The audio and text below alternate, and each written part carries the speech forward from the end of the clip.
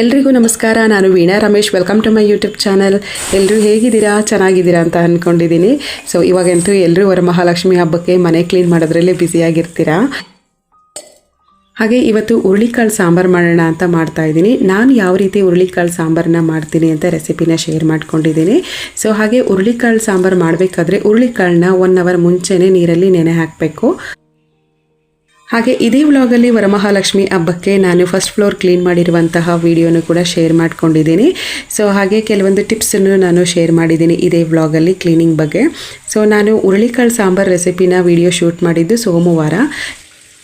ಹಾಗೆ ಬೆಳಿಗ್ಗೆ ಟಿಫನ್ ಮಾಡಬೇಕಾದ್ರೇ ನಾನು ಹುರುಳಿಕಾಳುಗಳನ್ನ ನೆನೆ ಹಾಕ್ಕೊಂಡಿದ್ದೆ. ಇವಾಗ ವಾಶ್ ಮಾಡಿ ಕುಕ್ಕರ್ಗೆ ಚೇಂಜ್ ಮಾಡ್ತಾ ಇದ್ದೀನಿ. ಸೊ ನೀರನ್ನು ಜಾಸ್ತಿ ಹಾಕಿದ್ರೇ ರಸ ಚೆನ್ನಾಗಿ ಬಿಡುತ್ತೆ, ಮತ್ತು ರಸದಲ್ಲಿ ಅಲ್ವಾ ಸಾಂಬಾರು ಮಾಡುವಂಥದ್ದು. ಸೊ ಹಾಗಾಗಿ ನಾನು ಹುರುಳಿಕಾಳು ಬೇಯಕ್ಕೆ ಇಡಬೇಕಾದ್ರೇ ಸ್ವಲ್ಪ ಅದರ ಜೊತೆಗೆ ಉಪ್ಪು ಹಾಕ್ಬಿಟ್ಟು 1-2 ವಿಷಲ್ ಹಾಕಿಸ್ಕೊಳ್ತೀನಿ. ಹಾಗೆ ಹುರುಳಿಕಾಳು ಕುಕ್ಕಾಗೋವಷ್ಟರಲ್ಲಿ ತರಕಾರಿ ಎಲ್ಲನೂ ತೊಗೊಂಡು ಬಂದಿದ್ವಿ. ಅದನ್ನೆಲ್ಲ ಅದರ ಜಾಗದಲ್ಲಿ ಎತ್ತಿಟ್ಬಿಟ್ರೆ ಕಿಚನ್ ಕಂಪ್ಲೀಟ್ ಕೆಲಸ ಎಲ್ಲ ಮುಗಿದ್ಬಿಡುತ್ತೆ ಕಿಚನ್ದು. ಸೊ ಇಲ್ಲಿ ಭಾನುವಾರ ಸಂತೆ ನಡೆಯುತ್ತೆ. ಸಂತೆಗೆ ನಾವು ಬೆಳಗ್ಗೆ ಹೋಗಿರಲಿಲ್ಲ, ಭಾನುವಾರ ನಾವು ಈವ್ನಿಂಗ್ ಹೋಗಿದ್ವಿ. ಒಂದು 6 ಗಂಟೆ ಮೇಲೆ 7 ಗಂಟೆ ಮೇಲೆ ಹೋಗಿದ್ವಿ. ಸೊ ಹಾಗಾಗಿ ಭಾನುವಾರ ತರಕಾರಿಗಳನ್ನೆಲ್ಲ ಎತ್ತಿಟ್ಕೊಳ್ಳೋಕ್ಕಾಗಲಿಲ್ಲ, ಹಾಗೆ ಇಟ್ಬಿಟ್ಟಿದ್ದೆ. ಸೊ ಇವಾಗ ಬೆಳಗ್ಗೆ ಮಕ್ಕಳನ್ನ ಸ್ಕೂಲಿಗೆ ಕಳಿಸಿದ ಮೇಲೆ ಎಲ್ಲನೂ ನೀಟಾಗಿ ಆರ್ಗನೈಸ್ ಮಾಡಿ ಎತ್ತಿಡ್ತಾ ಇದ್ದೀನಿ. ಆಲ್ಮೋಸ್ಟ್ ಎಲ್ಲರೂ ಕೂಡ ಈವ್ನಿಂಗ್ ಟೈಮೇ ಚೂಸ್ ಮಾಡಿಕೊಂಡು ಸಂತೆಗೆ ಬರುವಂಥದ್ದು. ಯಾಕಂದರೆ ತುಂಬ ಬಿಸಿಲಿರುತ್ತೆ. ಬೆಳಗ್ಗೆ ಟೈಮು ಆ ಸಂತೆ ರಶಲ್ಲಿ ಒಳಗಡೆ ಎಲ್ಲ ಹೋಗಿ ತರಕಾರಿ ಆರಿಸ್ಕೊಂಡು ತೊಗೊಂಡು ಬರೋಕ್ಕಾಗಲ್ಲ, ಸುಸ್ತಾಗಿ ಹೋಗ್ಬಿಡ್ತೀವಿ. ಸೊ ಹಾಗಾಗಿ ಎಲ್ಲರೂ ಕೂಡ ಈವ್ನಿಂಗ್ ಟೈಮೇ ಜಾಸ್ತಿ ಹೋಗ್ತಾ ಇರ್ತಾರೆ. ಸೊ ನಾವು ಅದೇ ರೀತಿ ಪ್ಲ್ಯಾನ್ ಮಾಡಿಕೊಂಡೆ ಈವ್ನಿಂಗ್ ಟೈಮ್ ಹೋಗಿದ್ದಂಥದ್ದು. ಹಾಗೆ ತರಕಾರಿಗಳು ಮಾರ್ಕೆಟಲ್ಲಿ ತೊಗೊಳೋದ್ರಕ್ಕಿಂತ ಸಂತೆಯಲ್ಲಿ ತರಕಾರಿಗಳು ತುಂಬ ಚೆನ್ನಾಗಿರುತ್ತೆ. ಇವಾಗ ರೈತರು ಬೆಳೆದಿರುವಂತಹ ತರಕಾರಿಗಳನ್ನು ಹಾಗೆ ತಂದಿರ್ತಾರೆ. ಅಂದರೆ ಸೊಪ್ಪಾಗಿರ್ಬೋದು ಮತ್ತು ಸೋರೆಕಾಯಿ ಇದೆಲ್ಲ ಸಿಗುತ್ತೆ. ಮಾರ್ಕೆಟಲ್ಲಿ ಬೇರೆ ತರಕಾರಿಗಳು ಸಿಗಲ್ಲ ಕೆಲವೊಂದು ಸಲ. ಸೊ ಇಲ್ಲಿ ಸಂತೆಗೆ ಹೋದರೆ ತುಂಬ ತರಕಾರಿಗಳನ್ನ ತರ್ಬೋದು, ಮತ್ತು ಎಲ್ಲ ಥರದ ತರಕಾರಿಗಳು ಸಿಗುತ್ತೆ. ನಾನು 15 ದಿನಕ್ಕೊಂದು ಸಲ ಸಂತೆಗೆ ಹೋಗಿ ತರಕಾರಿಗಳನ್ನು ತರ್ತಿರ್ತೀನಿ. ಜಾಸ್ತಿ ಮಾರ್ಕೆಟ್ಗೆ ಹೋಗೋದು ಕಮ್ಮಿ. ಹಾಗೆ ತರಕಾರಿಗಳನ್ನೆಲ್ಲ ಫ್ರಿಜ್ಜಲ್ಲಿ ಜೋಡಿಸೋವಷ್ಟರಲ್ಲಿ ಹುರುಳಿಕಾಳು ಕೂಡ ಕುಕ್ ಆಯಿತು. ನಾನೊಂದು ಹದದಲ್ಲಿ ಬೇಯಿಸಿದ್ದೀನಿ. ತುಂಬ ಸ್ಮ್ಯಾಶ್ ಆಗೋ ರೀತಿಯಲ್ಲಿ ಹುರುಳಿಕಾಳನ್ನ ಬೇಯಿಸ್ಕೊಬಾರ್ದು. ಬೇಯಿಸಿಟ್ಕೊಂಡಿರುವಂಥ ಹುರುಳಿಕಾಳನ್ನ ರಸ ಮಾತ್ರ ಸಪ್ರೇಟಾಗಿ ಡಿವೈಡ್ ಮಾಡಿ ಎತ್ತಿಟ್ಕೊಳ್ತಾ ಇದ್ದೀನಿ. ಸೊ ಒಂದು ಬೌಲಲ್ಲಿ ಹಾಕಿ ಎತ್ತಿಟ್ಕೊಳ್ತೀನಿ.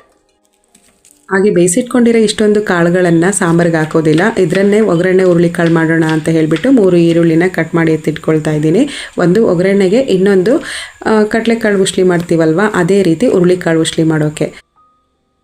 ಹುರುಳಿಕಾಳು ಸಾಂಬಾರು ಮಾಡೋಕ್ಕೆ ಹುಣಸೆಹಣ್ಣು, ಹಾಗೆ ಟೊಮೊಟೊ, ಈರುಳ್ಳಿ, ತೆಂಗಿನಕಾಯಿ, ಅದ್ರ ಜೊತೆಗೆ 1 spoon sambar powder, veg sambar ಪೌಡರ್ನ ಹಾಕ್ಕೊಳ್ತಾ ಇದ್ದೀನಿ. 1 ಬೌಲ್ ಫುಲ್ಲಾಗಿ ಬೇಯಿಸಿರುವಂತಹ ಹುರುಳಿಕಾಳನ್ನ ಹಾಕ್ಕೊಳ್ತಾ ಇದ್ದೀನಿ.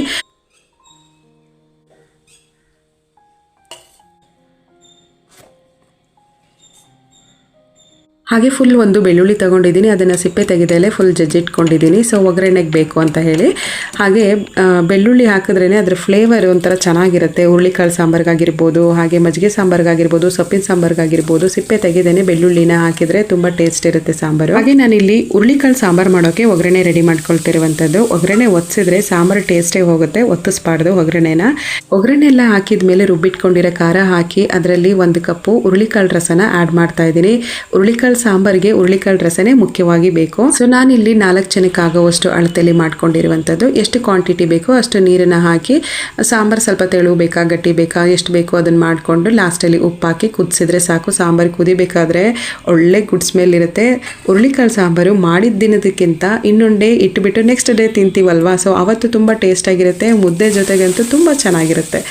ಒಂದು ಸೈಡಲ್ಲಿ ಸಾಂಬಾರೆಲ್ಲ ರೆಡಿ ಮಾಡಿ ಇಟ್ಬಿಟ್ಟು ಇನ್ನೊಂದು ಸೈಡಲ್ಲಿ ನಾನು ಹುರುಳಿಕಾಳು ಒಗ್ಗರಣೆ ಮಾಡ್ಕೊಳ್ಳೋಣ ಅಂತ ಮಾಡ್ತಾಯಿದ್ದೀನಿ. 3 ಸ್ಪೂನು ಆಯಿಲ್ ಹಾಕ್ಕೊಂಡು ಅದರಲ್ಲಿ ಸ್ವಲ್ಪ ಸಾಸಿವೆ ಹಾಕಿದ್ದೀನಿ. ಪುಡಿಯಾಗಿ ಕಟ್ ಮಾಡ್ಕೊಂಡಿರೋ 1 ಈರುಳ್ಳಿ ಹಾಕಿದ್ದೀನಿ. 1 ದೊಡ್ಡ ಈರುಳ್ಳಿನೇ ತೊಗೊಂಡಿರುವಂಥದ್ದು ನಾನು. ಸೊ ಹಾಗೆ ಹಸಿರು ಮೆಣಸಿನ್ಕಾಯಿ, ಕರಿಬೇವಿನ ಸೊಪ್ಪು, ತೆಂಗಿನಕಾಯಿ ಇಷ್ಟನ್ನು ಚೆನ್ನಾಗಿ ಫ್ರೈ ಮಾಡಿಕೊಂಡು ರುಚಿಗೆ ತಕ್ಕಷ್ಟು ಉಪ್ಪು ಹಾಕಿ, ಹಾಗೆ ಫಿಲ್ಟ್ರ್ ಮಾಡಿ ಇಟ್ಕೊಂಡಿರುವಂತಹ ಹುರುಳಿಕಾಳನ್ನ ಇದರಲ್ಲೇ ಹಾಕಿ ಚೆನ್ನಾಗಿ ಫ್ರೈ ಮಾಡಿಕೊಂಡ್ರೆ ಒಗ್ಗರಣೆ ಹುರುಳಿಕಾಳು ರೆಡಿ. ಊಟದ ಜೊತೆ ನಂಚ್ಕೊಂಡು ತಿನ್ನೋಕ್ಕೆ ತುಂಬ ಚೆನ್ನಾಗಿರುತ್ತೆ.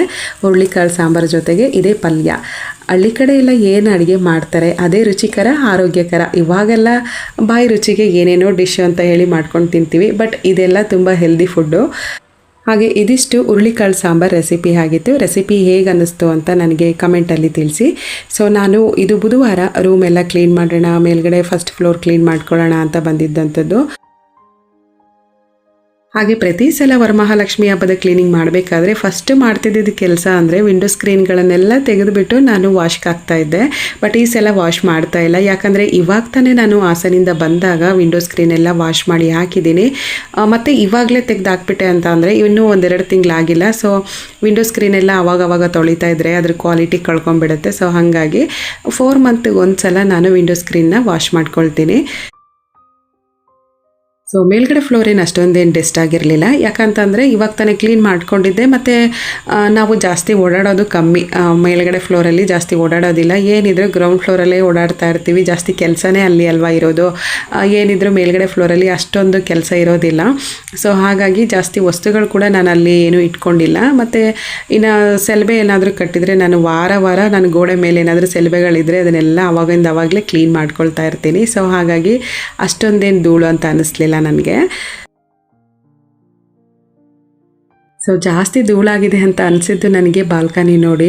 ಇವಾಗ ಆಷಾಢ ತಿಂಗಳಲ್ವಾ, ಸೊ ಆಷಾಢ ತಿಂಗಳನ್ನ ತಮಿಳಲ್ಲಿ ಆಡಿ ಮಾಸ ಅಂತ ಹೇಳ್ತಾರೆ. ಒಳ್ಳೆ ಗಾಳಿ ಬೀಸುತ್ತೆ. ಗಾಳಿ ಅಂತ ಅಂದರೆ ಒಂಥರ ಈ ಬರಗಾಳಿ ಅಂತ ಹೇಳ್ತಾರೆ ನೋಡಿ, ಆ ರೀತಿ ಗಾಳಿ ಬೀಸುತ್ತೆ. ಗಾಳಿ ಜೊತೆಗೆ ಒಳ್ಳೆ ಧೂಳು ಕೂಡ ಬರುತ್ತೆ. ಸೊ ಒಂಥರ ಮಣ್ಣು ಪುಡಿ ಧೂಳು, ಮಣ್ಣು ಥರ ಧೂಳು ಬಂದಿತ್ತು. ಸೊ ಎಲ್ಲ ಹಂಗೆ ಸ್ಟೋರ್ ಆದಂಗೆ ಆಗಿತ್ತು.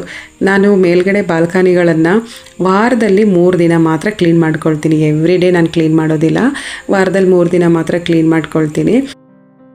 ಮನೆ ಒಳಗಡೆ ನಾವು ವಾಕ್ಯೂಮ್ ಕ್ಲೀನರ್ನಿಂದ ಬೆಡ್ಡನ್ನು ಕ್ಲೀನ್ ಮಾಡಿಕೊಂಡ್ರೂ ಬಿಸಿಲಲ್ಲಿ ತಗೊಂಡೋಗಿ ಒಣಗಿಸಿದಷ್ಟು ತೃಪ್ತಿ ಸಿಗೋದಿಲ್ಲ.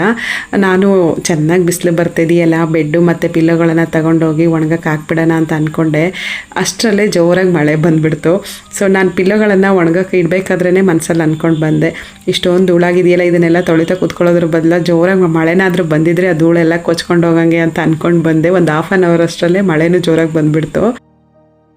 ಸೊ ಫೈನಲಿ ಬೆಡ್ನ ವಾಕ್ಯೂಮ್ ಕ್ಲೀನರ್ನಿಂದನೇ ನಾನು ಕ್ಲೀನ್ ಮಾಡಿಕೊಂಡೆ. ಹಾಗೆ ಸ್ವಲ್ಪ ವಾಕ್ಯೂಮ್ ಕ್ಲೀನರಿಂದ ಕ್ಲೀನ್ ಮಾಡಬೇಕಾದ್ರೆ ಮೇಲ್ಗಡೆ ನಾವು ಯೂಸ್ ಮಾಡುವಂಥ ಯಾವುದಾದ್ರೂ ಒಂದು ಪೌಡ್ರನ್ನ ಸ್ಪ್ರೆಡ್ ಮಾಡಿಬಿಟ್ಟು ಕ್ಲೀನ್ ಮಾಡಿಕೊಂಡ್ರೆ ಸ್ವಲ್ಪ ಡಸ್ಟ್ ಎಲ್ಲ ಇನ್ನೂ ನೀಟಾಗಿ ಕ್ಲಿಯರ್ ಆಗುತ್ತೆ. ಸೊ ಹಾಗಾಗಿ ನಾನು ಪೌಡ್ರನ್ನ ಸ್ಪ್ರೆಡ್ ಮಾಡಿಬಿಟ್ಟು ಆಮೇಲೆ ವಾಕ್ಯೂಮ್ ಕ್ಲೀನರಿಂದ ಕ್ಲೀನ್ ಮಾಡ್ಕೊಂಡು, ಹಾಗೆ ಈ ರೀತಿ ವುಡನ್ ವಸ್ತುಗಳನ್ನು ಡೈರೆಕ್ಟಾಗಿ ವೆಟ್ ಟವಲ್ ಮಾಡಿಕೊಂಡು ಒರೆಸ್ಬಾರ್ದು. ಡ್ರೈ ಟವಲಲ್ಲಿ ಫಸ್ಟು ಡಸ್ಟ್ ಎಲ್ಲ ನೀಟಾಗಿ ತೆಗೆದುಬಿಟ್ಟು ಆಮೇಲೆ ವೆಟ್ ಟವಲ್ ಮಾಡಿಕೊಂಡು ಒರೆಸಿದ್ರೂ ಆಗುತ್ತೆ. ಬಟ್ ಜಾಸ್ತಿ ವೆಟ್ ಮಾಡಬಾರ್ದು ಟವಲ್ನ, ವುಡ್ ಹಾಳಾಗಿ ಹೋಗ್ಬಿಡುತ್ತೆ. ಸೊ ಹಾಗಾಗಿ ನಾನು ಜಾಸ್ತಿ ಈ ರೀತಿ ಟವಲಲ್ಲೇ ಡ್ರೈ ಆಗಿರಬೇಕಾದ್ರೇ ಕ್ಲೀನ್ ಮಾಡಿಬಿಡ್ತೀನಿ. ಹಾಗೆ ಬೆಡ್ ಸೈಡ್ ಟೇಬಲ್ ಕ್ಲೀನ್ ಮಾಡಿಬಿಡೋಣ ಅಂತ ಮಾಡ್ತಾಯಿದ್ದೀನಿ. ಜಾಸ್ತಿ ವಸ್ತುಗಳನ್ನು ಇಲ್ಲಿ ನಾನು ಇಟ್ಟಿಲ್ಲ. ನನಗೆ ಯೂಟ್ಯೂಬ್ಗೆ ಏನೇನು ವಸ್ತುಗಳು ಬೇಕು ಸೊ ಆ ರೀತಿ ವಸ್ತುಗಳನ್ನು ಮಾತ್ರ ಇಲ್ಲಿ ಸ್ಟೋರ್ ಮಾಡಿ ಇಟ್ಕೊಂಡಿದ್ದೀನಿ. ಲ್ಯಾಪ್ಟಾಪ್ ಚಾರ್ಜರ್ ಆಗಿರ್ಬೋದು, ನನ್ನ ಯೂಟ್ಯೂಬ್ ಡೈರಿ ಆಗಿರ್ಬೋದು. ಸೊ ನಾನೇನು ಥಿಂಗ್ಸ್ ಯೂಸ್ ಮಾಡ್ತೀನಿ ಅದನ್ನು ಇಟ್ಕೊಂಡಿದ್ದೀನಿ.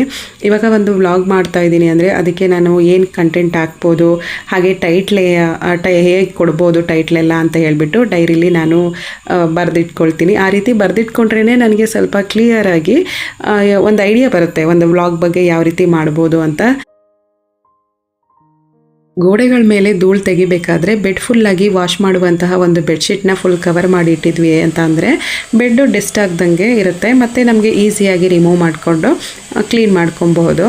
ಜಾಸ್ತಿ ವಾಕ್ಯೂಮ್ ಕ್ಲೀನರಿಂದ ಕ್ಲೀನ್ ಮಾಡಬೇಕಾದ್ರೆ ಸೈಡ್ ಈ ಬೆಡ್ ಎಡ್ಜ್ ಏನಿದೆ ಅಲ್ಲಿ ಜಾಸ್ತಿ ಧೂಳಿರುತ್ತೆ. ಸ್ವಲ್ಪ ಈ ರೀತಿ ಪ್ರೆಸ್ ಮಾಡಿಬಿಟ್ಟು ಧೂಳನ್ನ ನೀಟಾಗಿ ತೆಗಿಬೋದು. ಸೊ ಹಾಗಾಗಿ ನಾನು ವಾಕ್ಯೂಮ್ ಕ್ಲೀನರ್ ಫ್ರಂಟ್ ಏನಿದೆ ಅದನ್ನು ಪ್ರೆಸ್ ಮಾಡಿ ಹಿಡಿತಾ ಇದ್ದೀನಿ, ಧೂಳೆಲ್ಲ ಚೆನ್ನಾಗಿ ಬರುತ್ತೆ ಅಂತ ಹೇಳಿಬಿಟ್ಟು. ಸೊ ನಾನು ಜಾಸ್ತಿ ಯೂಸ್ ಮಾಡುವಂಥದ್ದು ಬೆಡ್ಡಿಗೆ ಬೆಡ್ಶೀಟ್ನ ಎಲೆಕ್ಟ್ರಿಕ್ ಇರುವಂತಹ ಬೆಡ್ಶೀಟ್ನ ನಾನು ಯೂಸ್ ಮಾಡ್ಕೊಳ್ತೀನಿ. ಜಾಸ್ತಿ ಆ ಕಡೆ ಈ ಕಡೆ ಆಗೋದಿಲ್ಲ. ಮಕ್ಕಳು ಹತ್ತಿ ಇಳಿದು ಆಟ ಆಡಬೇಕಾದ್ರೂ ಜಾಸ್ತಿ ಏನು ಬೆಡ್ಶೀಟ್ ಆ ಕಡೆ ಈ ಕಡೆ ಆಗೋದಿಲ್ಲ. ನೀಟಾಗಿರುತ್ತೆ, ಒಂದು ಸಲ ಸೆಟ್ ಮಾಡಿಬಿಟ್ರೆ ಆಯಿತು, ನೀಟಾಗಿರುತ್ತೆ, ನೋಡೋಕ್ಕೂ ಡಿಸೆಂಟಾಗಿ ಕಾಣ್ತಾ ಇರುತ್ತೆ. ಹಾಗೆ ಬೆಡ್ರೂಮ್ ಸೈಡ್ ಟೇಬಲ್ ಮೇಲೆ ಜಾಸ್ತಿ ವಸ್ತುಗಳನ್ನು ನಾನು ಆರ್ಗನೈಸ್ ಮಾಡಿಲ್ಲ. ನನಗೆ ಸಿಂಪಲ್ ಆಗಿರೋದು ತುಂಬ ಇಷ್ಟ ಆಗುತ್ತೆ. ತುಂಬ ವಸ್ತುಗಳನ್ನು ತಗೊಂಡು ಅದರ ಮೇಲೆ ಡಬ್ ಮಾಡೋದು ನನಗೆ ಇಷ್ಟ ಆಗೋದಿಲ್ಲ. ಜಸ್ಟ್ ಒಂದು ವಾಸ್ ಇಟ್ಟಿದ್ದೀನಿ, ಅದರಲ್ಲಿ ನವಿಲ್ಗರಿ ಹಾಕಿಟ್ಟಿದ್ದೀನಿ. ಸೊ ಹಾಗೆ ಒಂದು ಅಲಾರಮ್ ಕ್ಲಾಕ್ ಇಟ್ಟಿದ್ದೀನಿ, ಅನ್ಸೆಕನ್ ಫೋಟೋ. ಸೊ ಇಷ್ಟನ್ನು ಮಾತ್ರ ಆರ್ಗನೈಸ್ ಮಾಡಿದ್ದೀನಿ. ಸೊ ಮನೇಲಿ ವಸ್ತುಗಳನ್ನು ಎಷ್ಟು ಕಮ್ಮಿ ಇಟ್ಟಿರ್ತೀವಿ ಅಷ್ಟು ಕ್ಲೀನಿಂಗ್ ಬೇಗನೆ ಮುಗಿಯುತ್ತೆ, ಕ್ಲೀನಿಂಗ್ ಮೇಂಟೈನ್ ಕೂಡ ಮಾಡ್ಬೋದು. ವಸ್ತುಗಳು ಜಾಸ್ತಿ ಆಯಿತು ಅಂದರೆ ಕ್ಲೀನಿಂಗ್ ಕೆಲಸನೂ ಕೂಡ ಜಾಸ್ತಿನೇ ಆಗುತ್ತೆ. ಹಾಗೆ ಪಿಲ್ಲೋ ಕವರು ಮತ್ತು ಬೆಡ್ಶೀಟ್ ಎಲ್ಲ ತೆಗೆದ್ನಲ್ಲ ಅದನ್ನೆಲ್ಲ ತೊಗೊಂಡೋಗಿ ವಾಶ್ಗೆ ಹಾಕ್ಬಿಟ್ಟು ಬಂದೆ. ಇವಾಗ ಕಬೋರ್ಡ್ ಕ್ಲೀನ್ ಮಾಡೋಣ ಅಂತ ಮಾಡ್ತಾಯಿದ್ದೀನಿ. ಮಕ್ಕಳು ಬಟ್ಟೆಗಳನ್ನೆಲ್ಲ ಎಷ್ಟು ಜೋಡಿಸಿದ್ರೂ ಸಾಲದು, ಯಾವಾಗ ಜೋಡಿಸಿಟ್ಕೊಟ್ರೂ ಫುಲ್ ಎಲ್ಲ ಆಚೆ ಈಚೆ ಮಾಡಿ ಇಟ್ಟಿರ್ತಾರೆ ಬಟ್ಟೆಗಳನ್ನು.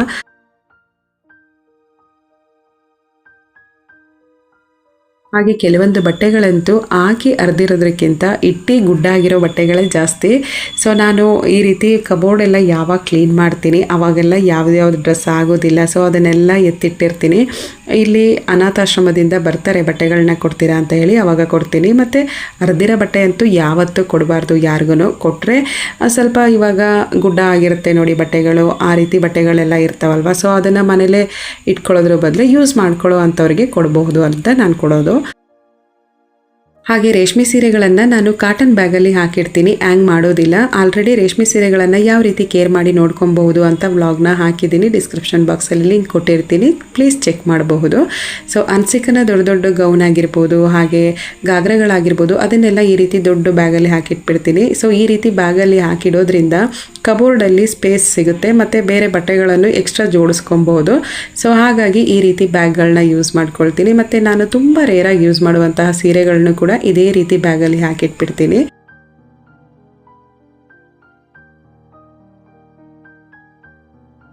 ಹಾಗೆ ಬಟ್ಟೆಗಳನ್ನೆಲ್ಲ ನೀಟಾಗಿ ಆರ್ಗನೈಸ್ ಮಾಡಿ ಆಯಿತು. ಮೇಲ್ಗಡೆ ಕಬೋರ್ಡ್ ಎಲ್ಲ ಒರೆಸ್ಬಿಟ್ರೆ ಅರ್ಧ ಕಂಪ್ಲೀಟ್ ಆಗುತ್ತೆ ಕ್ಲೀನಿಂಗ್ ಕೆಲಸ. ಸೊ ಕೆಲವೊಂದು ಬಟ್ಟೆಗಳನ್ನ ನೋಡ್ತಾ ಇದ್ರೆ ಮಕ್ಕಳು ಎಷ್ಟು ಬೇಗ ಬೆಳೆದ್ಬಿಟ್ರಪ್ಪ, ಎಷ್ಟು ಬೇಗ ವರ್ಷಗಳು ಕಳೆದೋಯ್ತು ಅಂತ ಆ ರೀತಿ ಫೀಲ್ ಆಗುತ್ತೆ. ಸೊ ಮಕ್ಕಳದು ಚಿಕ್ಕ ಚಿಕ್ಕ ಬಟ್ಟೆಗಳೆಲ್ಲ ಇದೆಯಲ್ಲ, ಅದನ್ನೆಲ್ಲ ಒಂದೊಂದು ಸೆಟ್ ಎತ್ತಿಟ್ಕೊಂಡಿರ್ತೀನಿ ನಾನು. ಆ ಬಟ್ಟೆಗಳು ಇವಾಗಿರುವಂಥ ಬಟ್ಟೆಗಳನ್ನೆಲ್ಲ ನೋಡ್ತಾ ಇದ್ರೆ ಎಷ್ಟು ಬೇಗ ದೊಡ್ಡವರಾಗ್ಬಿಟ್ರು ಅನ್ನೋ ಥರ ಫೀಲ್ ಆಗುತ್ತೆ. ಹಾಗೆ ವರಮಹಾಲಕ್ಷ್ಮಿ ಹಬ್ಬಕ್ಕೆ ಇಷ್ಟೊಂದೆಲ್ಲ ಕ್ಲೀನಿಂಗ್ ಮಾಡಬೇಕಾ ಮನೇನ? ಪೂಜೆ ರೂಮ್ ಮಾತ್ರ ಕ್ಲೀನ್ ಮಾಡಿಕೊಂಡು ಲಕ್ಷ್ಮೀ ಪೂಜೆ ಮಾಡ್ಬೋದಲ್ವಾ? ಸೊ ಆ ರೀತಿಯೂ ಒಂದು ಮೈಂಡ್ ಥಾಟ್ ಬರುತ್ತೆ. ಸೊ ನಾನು ಹೇಳೋದೇನು ಅಂತಂದರೆ, ಮನೇಲಿ ಯಾವುದೇ ರೀತಿ ಸೆಲ್ಬೆ ಕಟ್ಟುವಂತಹ ಹುಳಗಳಿರಬಾರ್ದು, ಸೆಲ್ಬೆ ಕಟ್ಟಿರಬಾರ್ದು. ಇವಾಗ ಲಕ್ಷ್ಮೀ ಪೂಜೆ ಮಾಡೋದ್ರಿಂದ ಆದಷ್ಟು ಶುಚಿಯಾಗಿ ಸುಗಂಧವಾಗಿ ಮನೇನ ಇಟ್ಕೊಬೇಕು ಅನ್ನೋದು ನನ್ನ ಅಭಿಪ್ರಾಯ. ಸೊ ಹಾಗಾಗಿ ಮನೇನ ಒಂದು ಸಲ ಎಲ್ಲನೂ ಆದಷ್ಟು ನೀಟಾಗಿ ಕ್ಲೀನ್ ಮಾಡಿ ಇಟ್ಕೊಳ್ಳೋದು ಒಳ್ಳೆಯದೇ ಅಲ್ವಾ? ಸೊ ವರಮಹಾಲಕ್ಷ್ಮಿ ಹಬ್ಬದ ಕ್ಲೀನಿಂಗ್ ಸೀರೀಸ್ ಇವಾಗ ತಾನೇ ಸ್ಟಾರ್ಟ್ ಆಗಿದೆ, ಇನ್ನೂ ಕಂಟಿನ್ಯೂ ಆಗುತ್ತೆ ವ್ಲಾಗು. ಸದ್ಯಕ್ಕೆ ಇವಾಗಿಗೆ ಎಂಡ್ ಮಾಡ್ತಾ ಇದ್ದೀನಿ ಈ ವ್ಲಾಗ್ನ. ಹಾಗೆ ಸಿಗೋಣ ಮುಂದಿನ ವ್ಲಾಗಲ್ಲಿ. Thank you for watching and subscribe my channel.